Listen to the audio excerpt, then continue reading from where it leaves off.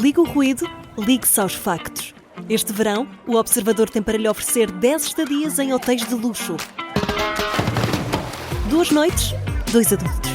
Aproveite a nossa promoção e assine o Observador com até 50% de desconto em observador.pt. Desliga o ruído, ligue-se ao essencial.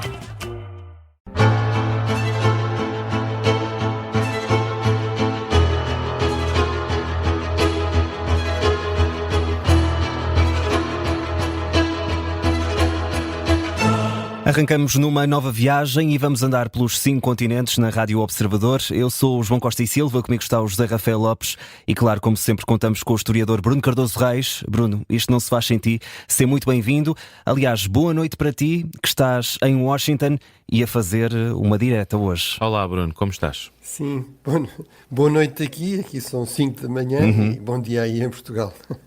Esta semana o 5 Continentes chega assim um bocadinho mais cedo, costumamos estar no ar por volta do meio-dia, a atualidade assim o obriga, porque o conflito entre Irão e Israel, está a escalar. Esta madrugada há registro de mais ataques de ambas as partes. Israel já confirmou as primeiras mortes, o mesmo aconteceu com o Irão, onde os números são maiores. Bruno Cardoso Reis, entendes este aumento de intensidade no conflito e até onde é que pode escalar? Bem, para já o que podemos sublinhar é precisamente que é de longe, digamos, o conflito de maior intensidade entre o Irão e Israel. Tivemos 2 vagas pela primeira vez de ataques diretos entre Israel e o Irão no ano passado, mas de facto numa escala muito mais limitada, quer em termos de número de mísseis ou drones envolvidos, quer em termos de número de baixas, quer em termos de, enfim, até de número de dias em que, limitação temporal, vamos dizer assim. Nunca tivemos um conflito, digamos, militar convencional, ou seja, com tropas de um lado e do outro em choque, até porque há uma distância grande de vários países de permeio entre o Israel e o Irão. Como sabemos, temos de facto há muitos anos, basicamente desde a Revolução Islâmica de 1979, que temos um conflito indireto por vias, enfim, de grupos armados entre os dois regimes e também muitas vezes com recurso até a grupos terroristas, a atentados. Enfim, sabemos que, por exemplo, o Irão apoiou o Hezbollah, que fez vários ataques não só contra o norte de Israel, mas até ataques terroristas contra interesses israelitas, por exemplo, na Argentina, com a suspeita, enfim, do lado de Israel de que isso terá algum apoio do Irão, mas de facto é de longe, para já, o ataque em maior escala. E, sobretudo, não sabemos até onde é que isso poderá ir, ou seja, a única resposta a isso rigorosa é não sabemos, mas sabemos que pode realmente continuar a haver aqui alguma intensificação escalada, nomeadamente houve mortos civis do lado de Israel, portanto aquilo que o governo israelita também tem vindo a dizer é que se isso acontecesse, no fundo, se houvesse ataques contra zonas residenciais civis ou que as atingissem, que isso seria considerado uma escalada e, portanto, a expectativa é que isso leve a uma nova vaga de ataques mais intensos por parte de Israel. Também sabemos que, sobretudo, ataques apenas de Israel e, portanto, sabemos que não houve aqui um envolvimento dos Estados Unidos na dimensão ofensiva contra o programa nuclear. De facto, tem alguns problemas técnicos, ou seja, o Irão tem algumas das suas instalações mais importantes no programa nuclear de enriquecimento de urânio, etc., basicamente no meio de montanhas, portanto altamente protegidas, e portanto também desde o início que o Primeiro-Ministro israelita veio dizer isto pode ser algo que se prolongue no tempo, portanto no fundo a ideia de que poderá ser preciso haver vários ataques, várias vagas de ataques para garantir que esse programa está efetivamente danificado seriamente.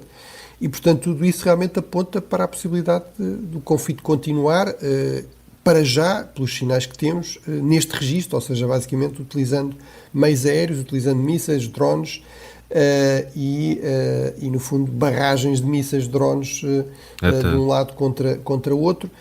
Uma possibilidade também é que Israel, por exemplo, ataque elementos da infraestrutura económica do Irão, nomeadamente, por exemplo, tudo o que tem a ver com a refinação e a exportação de petróleo, que são uma fonte bastante importante de rendimento para o regime, e também vale a pena aqui sublinhar que à volta de 90% das exportações de petróleo do Irão vão para a China, que também é indiretamente, portanto, aqui um protagonista importante. E o Irão já manifestou precisamente uma ameaça nesse sentido de retribuição. Bruno, o primeiro-ministro de Israel garante que os ataques das forças de defesa de Israel são apenas dirigidos a alvos militares do Irão. Já do lado iraniano, há essa ameaça que surgiu recentemente também de que o país pode atacar bases militares de todos os países que defendam Israel.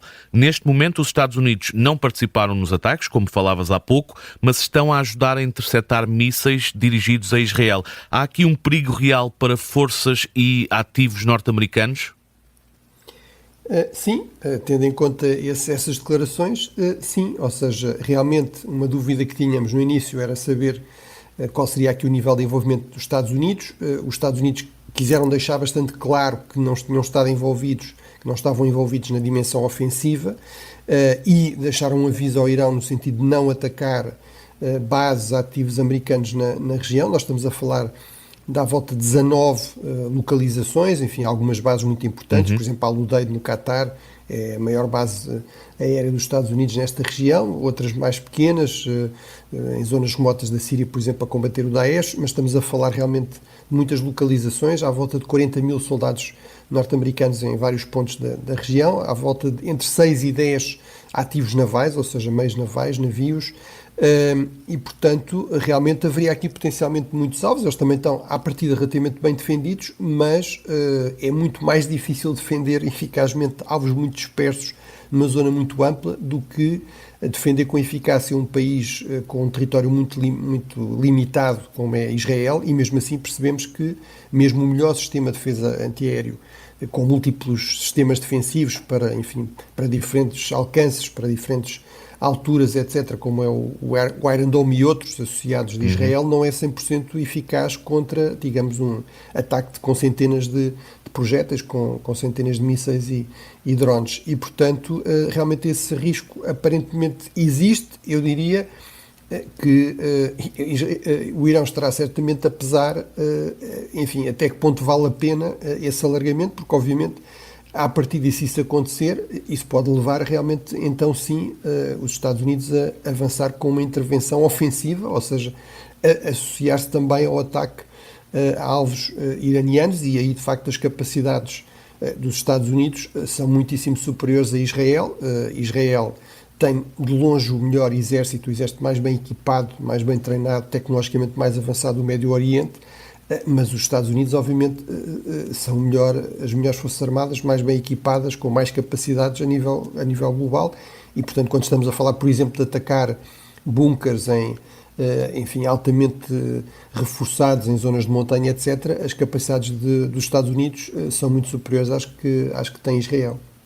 Bruno, estamos aqui a falar de ameaças de um lado e do outro, de Israel e também do Irão, mas pergunto-te que impacto mais amplo pode ter este conflito a nível global?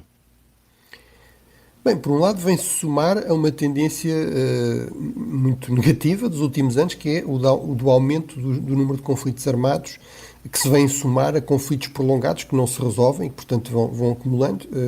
A estimativa era que este ano tivéssemos 21 conflitos armados em curso, neste momento teremos 22. Depois, eu diria que faz parte de uma tendência que tem a ver com este efeito paradoxal, eventualmente, mas muito real, de retraimento estratégico dos Estados Unidos, que em muitos casos é associado a esta ideia de não querer, que os Estados Unidos não querem envolver-se em guerras, mais conflitos armados prolongados, depois da experiência muito negativa, muito custosa, em vidas, em dinheiro do Irão, do Iraque ou do Afeganistão. Mas a verdade é que esse retraimento, que não é apenas com Donald Trump, já se verificou com Obama, com Biden, mas de forma muito mais, digamos, ao mesmo tempo assertiva e eventualmente caótica com Donald Trump, esse retraimento tem como efeito, historicamente, aquilo que nós sabemos é que quando uma grande potência se retrai, o que acontece é surgem vazios estratégicos que vão ser preenchidos por outros, ou seja, isso muitas vezes leva a conflitos e a conflitos armados, com várias potências rivais a tentar preencher esses espaços ou a aproveitar esses espaços para ações armadas que antes não se atreviam a desenvolver. E, portanto, também corresponde a essa tendência, de facto, para termos um mundo mais perigoso, mais propenso a conflitos.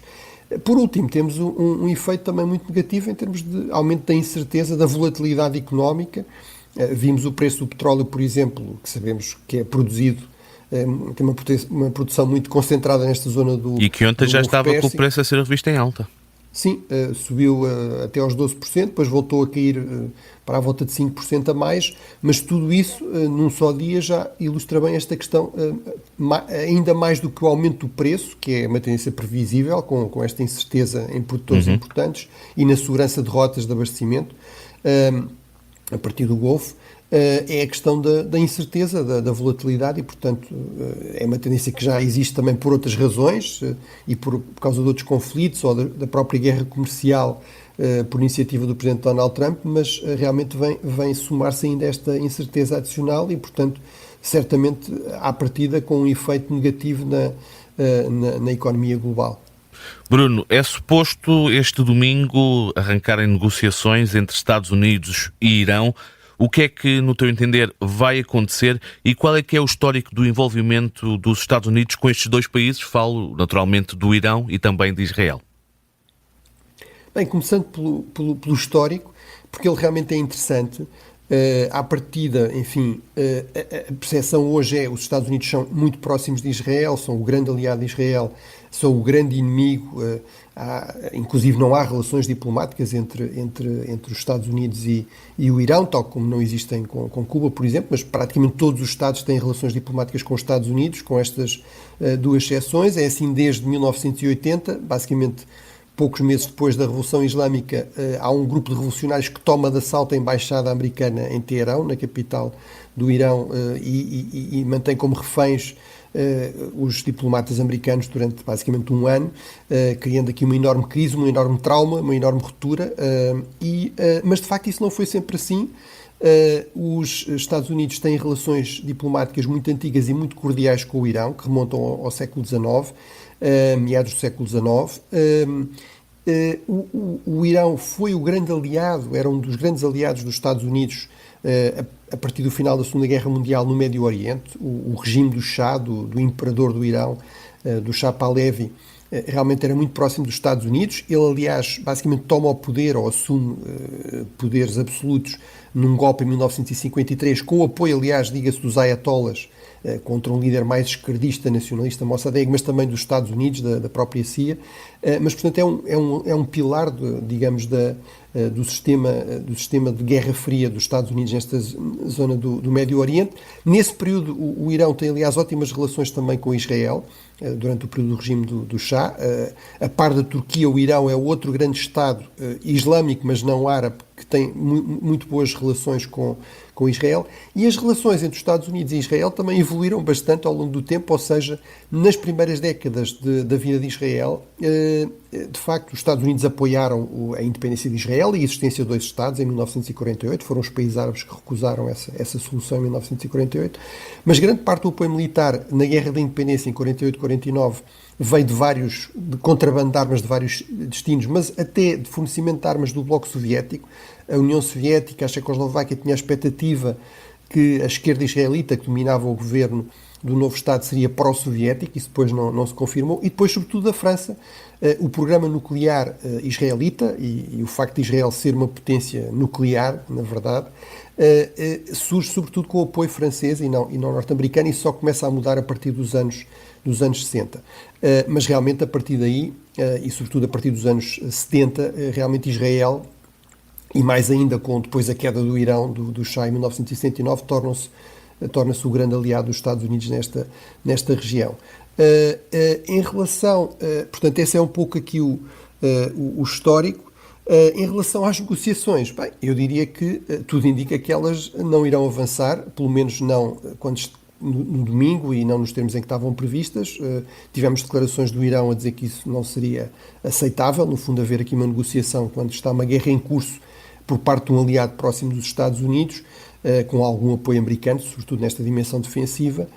Portanto, à partida, esta iniciativa de Israel, enfim, teve como objetivo evidente e declarado visar o programa nuclear iraniano, que tinha tido aqui avanços importantes, uma demonstração de poder na região, no fundo restabelecer a dissuasão depois do choque do 7 de outubro, ajudar Netanyahu, o primeiro-ministro israelita, também a fazer esquecer essa mancha do 7 de outubro, mas também foi uma demonstração de poder face aos Estados Unidos, também terá tido esse objetivo de evitar o risco, eventualmente, de haver aqui um acordo entre os Estados Unidos e o Irão que não fosse favorável a Israel, que Israel não considerasse que estava garantias suficientes, nomeadamente travar este programa nuclear iraniano.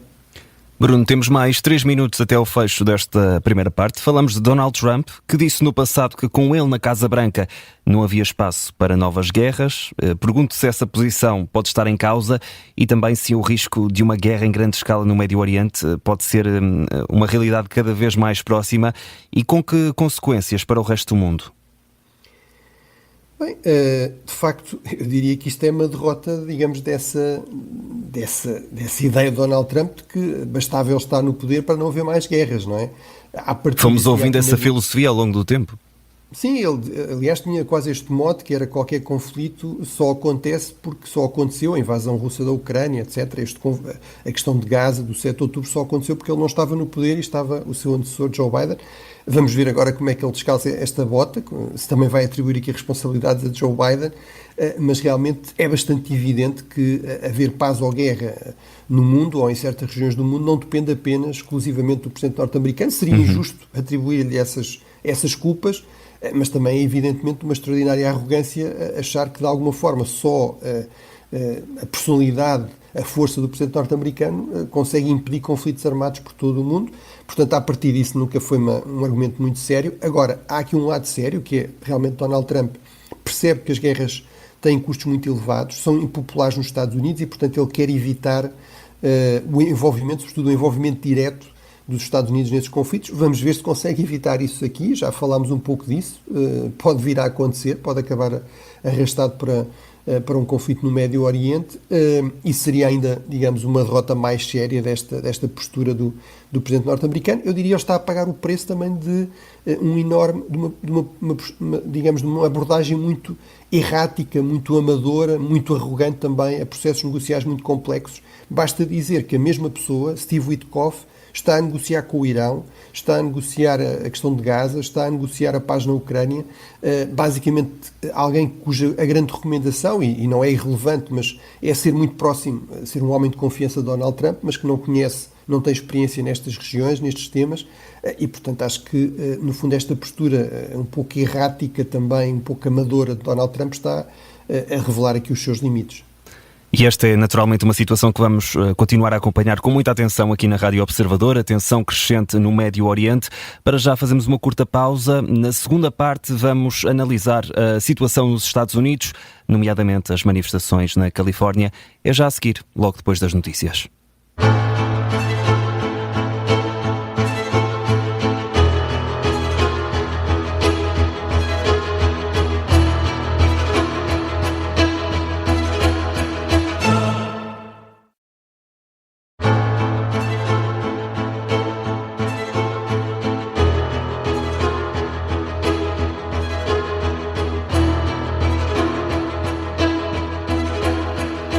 Segunda parte do 5 Continentes, com o historiador Bruno Cardoso Reis. Estivemos a falar do clima tenso entre Israel e Irão, mas agora, Zé e Bruno, vamos virar atenções para os Estados Unidos, que também já estiveram aqui em pano de fundo nesta primeira parte. Acabam sempre por estar, João, nos Estados Unidos, onde se verificaram várias manifestações, mas também temos a presença da Guarda Nacional, a troca de acusações entre o presidente dos Estados Unidos, Donald Trump, e o governador da Califórnia.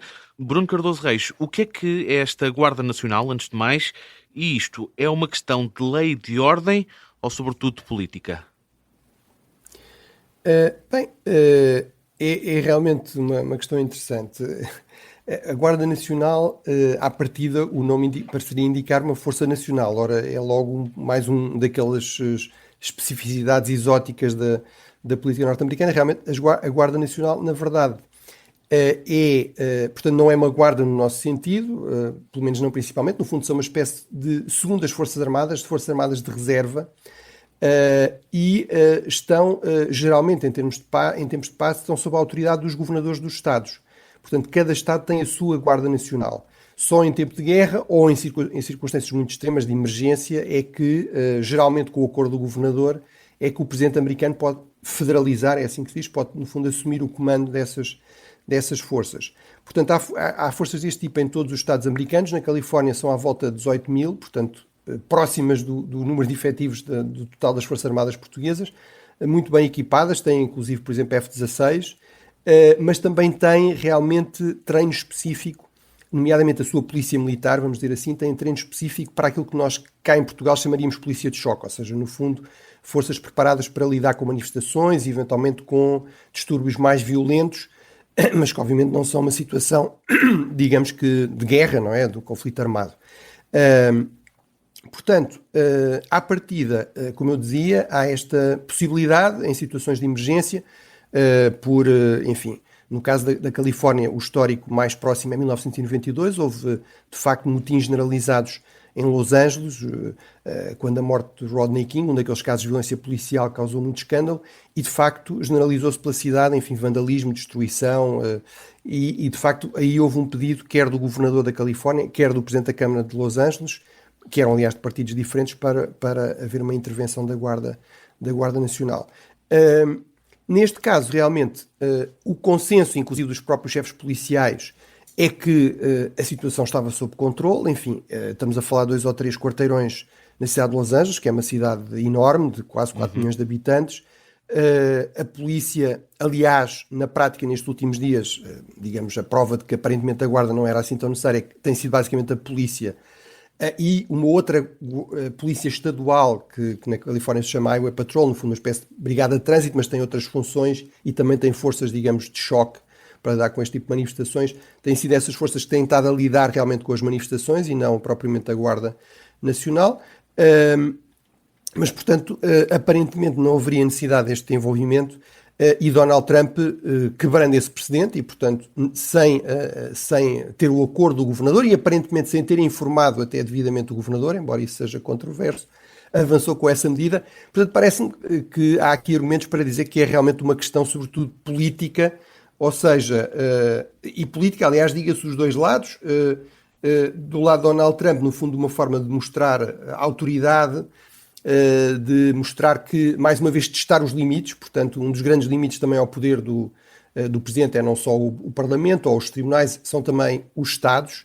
Os Estados Unidos não é só uma fórmula retórica, realmente são um Estado federal, temos 50 Estados e esses Estados têm muito poder, sobretudo os maiores e mais ricos, como é o caso da Califórnia. A Califórnia tem quase 40 milhões de habitantes, seria a terceira economia mundial se fosse um Estado independente. Portanto, é o Estado mais rico dos Estados Unidos e, portanto, e é obviamente um Estado historicamente democrático, portanto, hostil a Donald Trump. Portanto, realmente há aqui esta ideia de demonstração de poder. Também é um Estado com mais imigrantes, com mais população de origem estrangeira e com mais imigrantes. A população de imigrantes ilegais tem estado a descer, esteve no máximo de 27%, agora andará à volta dos 18%, mas realmente é muita gente. E, portanto, para Donald Trump é um pouco um teste desta política migratória e no fundo, esta ideia de que não há realmente limites à sua capacidade de executar o seu programa. O governador da Califórnia está a aproveitar também para se afirmar aqui como líder da resistência a Donald Trump, para ganhar credenciais. Também é bastante claro que ele tem ambições de ser candidato presidencial pelo Partido Democrata à presidência em 2028 e, portanto, e desse ponto de vista, de facto, pode ser que há política isso dos dois lados, eventualmente mais do que uma questão simplesmente de lei ou de ordem. E Bruno, olhando aqui para esta questão, há aqui algum vencedor para já na gestão desta crise? Falamos de Donald Trump, os republicanos, os democratas. Alguém se está a sair, podemos dizer, melhor nesta situação? Bem, eu acho que temos de ter aqui alguma prudência porque são ainda poucos dias e, portanto, temos de ver. Aquilo que nós sabemos é que realmente os números não são favoráveis a Donald Trump. Há também o argumento que isto é uma estratégia, digamos, para focar atenções numa área na política em que ele tem mais apoio e desviar, por exemplo, da discussão do orçamento em que, de facto, a maioria dos americanos rejeitam esta proposta de orçamento, que, por exemplo, aumenta muito o déficit, dá grandes créditos fiscais aos mais ricos, etc.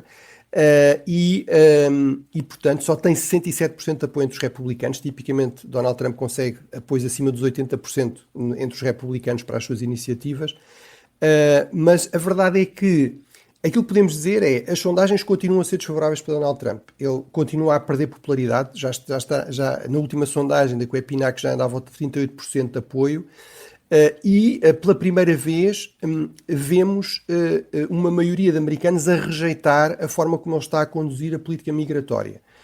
Portanto, eu diria que há aqui um risco, enfim, se esta tendência se confirmar, nunca podemos olhar só para uma sondagem, temos de olhar para múltiplas sondagens e para a evolução ao longo do tempo. Se esta tendência se confirmar, eventualmente pode querer dizer que os americanos, enfim, não gostam de imigração ilegal, querem controle de fronteiras, não querem criminosos nos Estados Unidos, apoiam a sua deportação, mas não são muito entusiastas deste espetáculo que temos estado a assistir e que, aliás, provocou em parte estas manifestações, sendo que é muito importante dizer que violência e vandalismo são sempre de rejeitar em qualquer regime democrático, seja com que pretexto for e venha de que lado for, mas à partida, de facto, tem havido raids, enfim, não detenções de pessoas específicas que têm cadastro, mas raids no Home Depot, que é uma espécie, enfim, de Leroy Merlin ou algo assim, portanto, em parques de estacionamento, centros comerciais, em restaurantes, enfim, em locais de trabalho vários, e portanto, inclusive temos, por exemplo, um congressista importante, aliás, de origem portuguesa, luso-americano,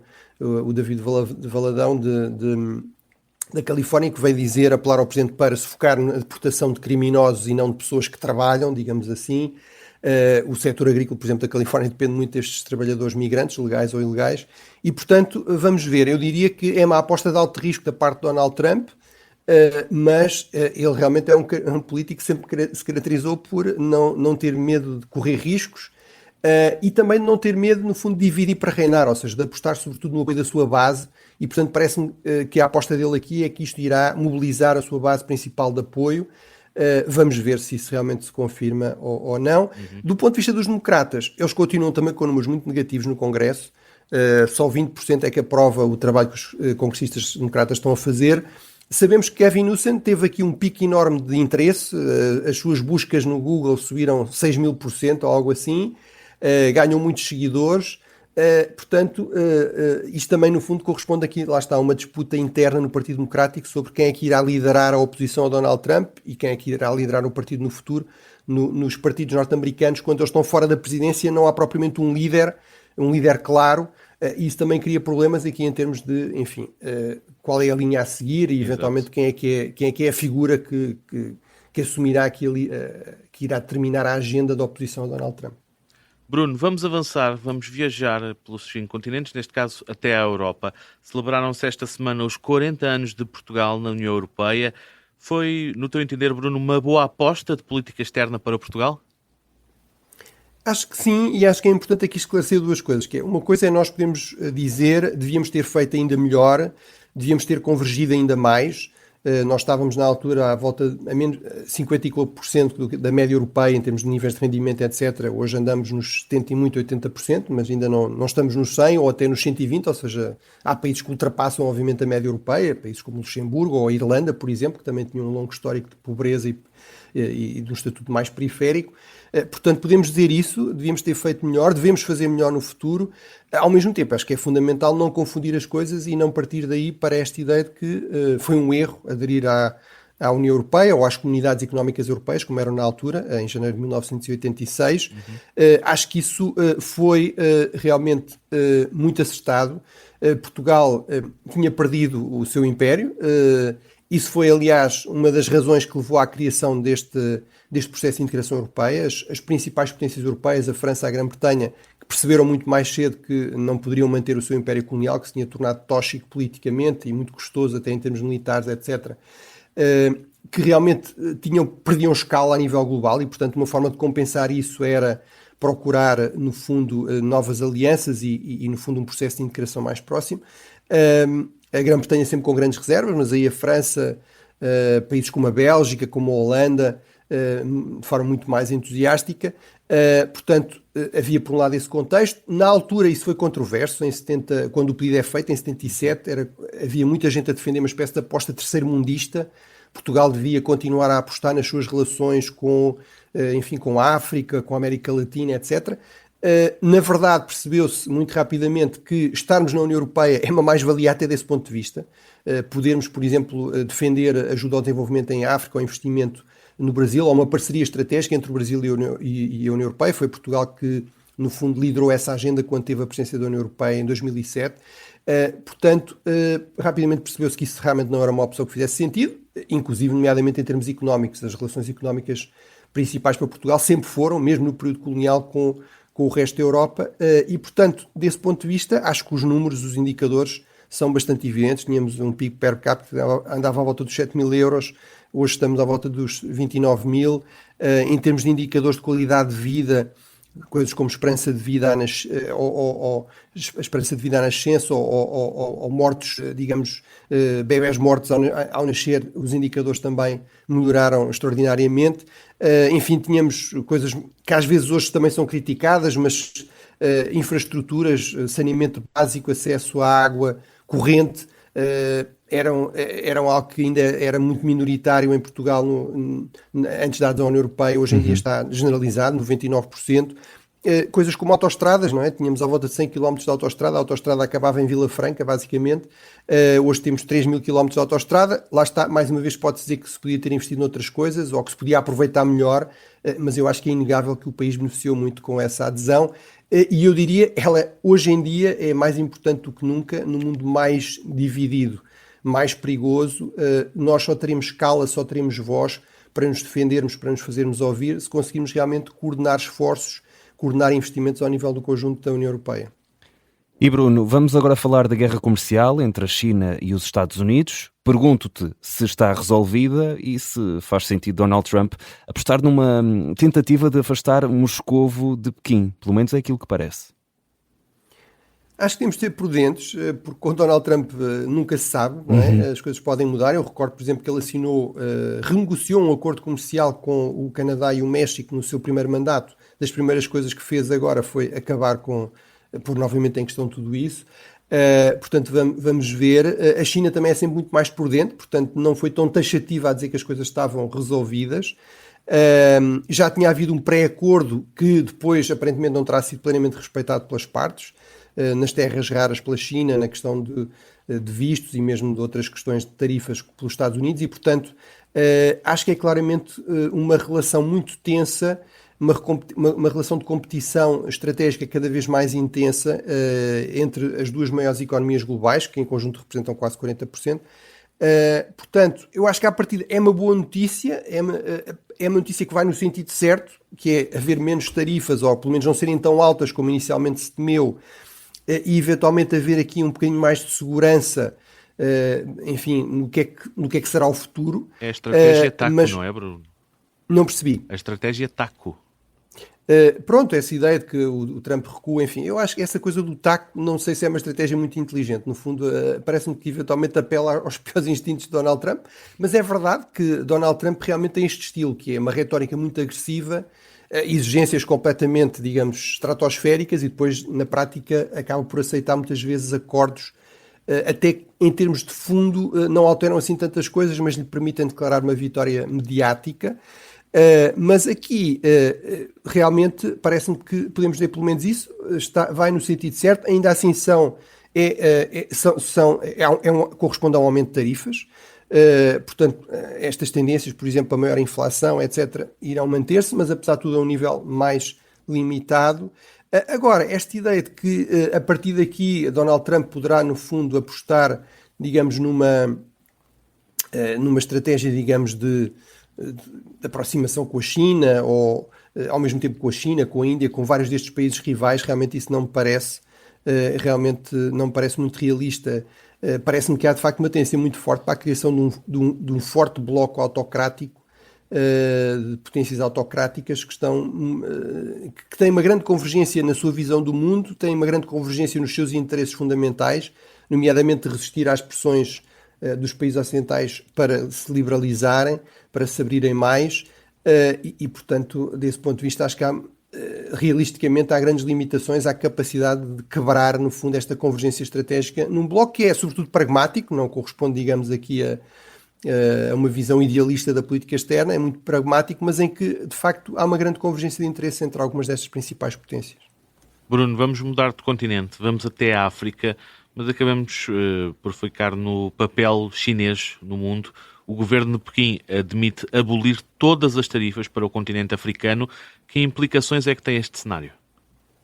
Bem, é o que nós já falámos aqui, quando falámos da última cimeira China-África. A China, na altura, prometeu isso para a volta de 30 países africanos, digamos, mais pobres. Agora seria para o conjunto dos países africanos, 56, inclusive economias como a da África do Sul, que é uma economia muito dinâmica e avançada. Vamos ver se isso realmente se concretiza. Apesar de tudo, eu diria, atenção, que a China tem muitos outros métodos que não apenas as tarifas para, de facto, garantir situações económicas vantajosas. Basta ver que a China aceita tarifas de 55% por parte dos Estados Unidos. Isto mostra bem o nível de dumping que a China estaria a fazer em relação aos países ocidentais. E sabemos que há muitos mecanismos legais, enfim, de limitações de financiamento, etc., que limitam, de facto, a capacidade de exportação eficaz para a China a partir de outros países.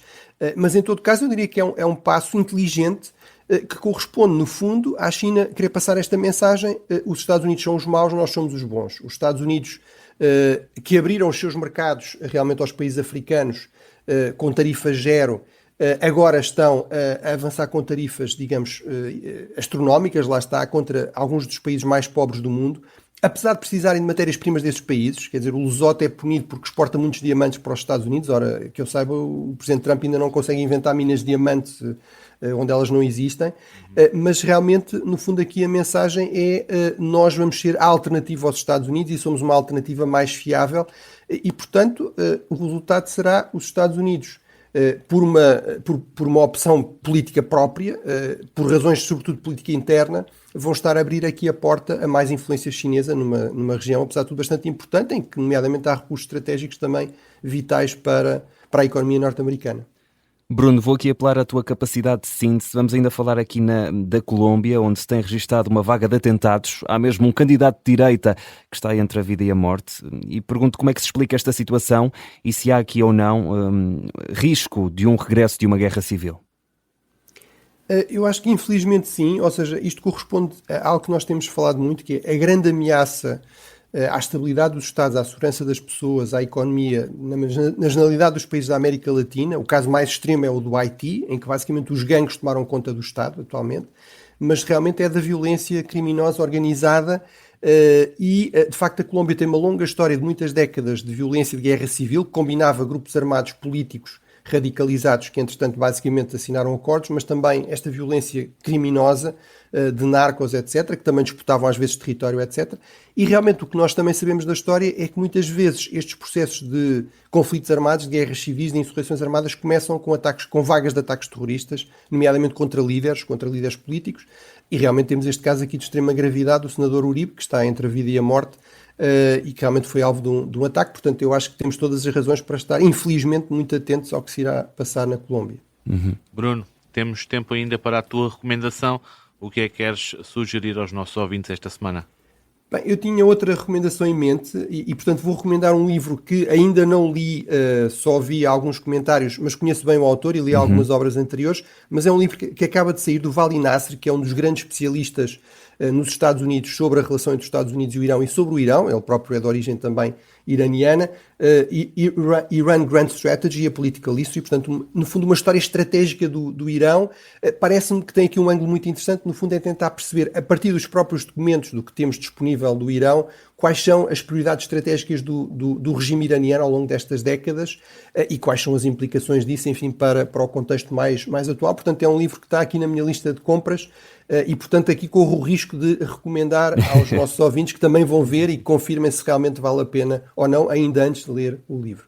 Ficamos aqui com a tua sugestão, Bruno. O 5 Continentes fica por aqui, mas já sabe, se tiver alguma dúvida, alguma pergunta, é só enviar através do endereço ouvinte@observador.pt. O Bruno Cardoso Reis tem todo o gosto em responder num próximo episódio. Bruno, nós estamos de regresso para a semana. Um grande abraço. Um grande abraço, Bruno. Boa semana, até para a semana.